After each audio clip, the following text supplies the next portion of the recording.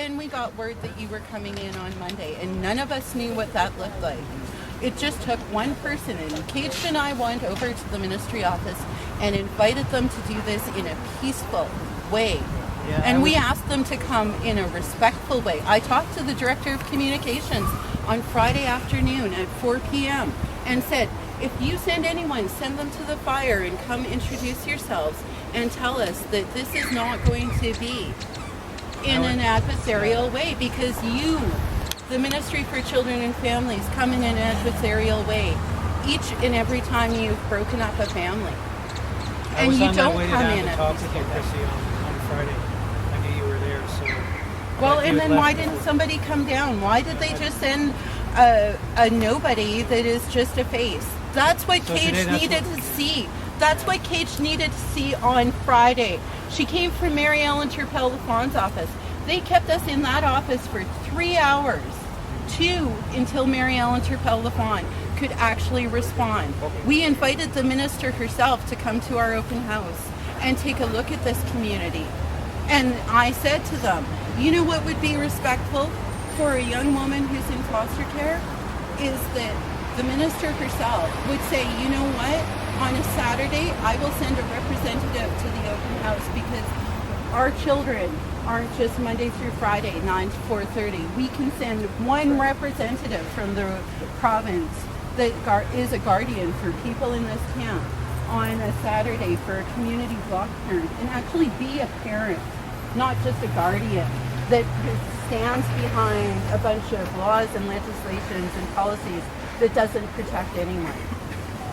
I want you guys to respond to how you failed Roxanne Tierra, who was murdered on the Highway of Tears. She was under your care. She was one of my government care siblings when I was in care. She was found in a garbage bag beside the highway near Burns Lakes Airport. How about Leah Germain, who was 15 when she was murdered? I spent the night before she was murdered at the Native Friendship Center, where she was going to be like participating with the youth, and the police were serving her dinner. And she spent the entire evening while I was baking because she had nowhere else to go, because the ministry had sent her home to a really sick mother who had put her on the street in the first place. And she felt safer there with me, and that was one of the last conversations she had. So you guys need to come back to the table with real offers, real solutions, and the ability to sit down and listen to everyone in this camp in how you can develop services that will work for them. And until you guys are willing to do that, I'm asking you respectfully to stay out of this, because you are a part of the problem, not a part of the solution. And until you're ready to be a part of the solution, nobody that's not wanting to be a part of the solution is welcome here. Not government, not police, not residents who are not willing to be a part of the solution. Mm-hmm. And so we're asking you to come back to this table, come back to a 10 o'clock meeting, introduce yourselves to the community, and say that you are actually here for these real solutions and real conversations, and be a part of this table here. Send someone like the minister and say, here are the people that I'm leaving to create these solutions. But she should have a heart, she should have some compassion, she could have some empathy, and she could actually take her job seriously and have responsibility for people who are under her care, and show that by showing up instead of sending 3 people.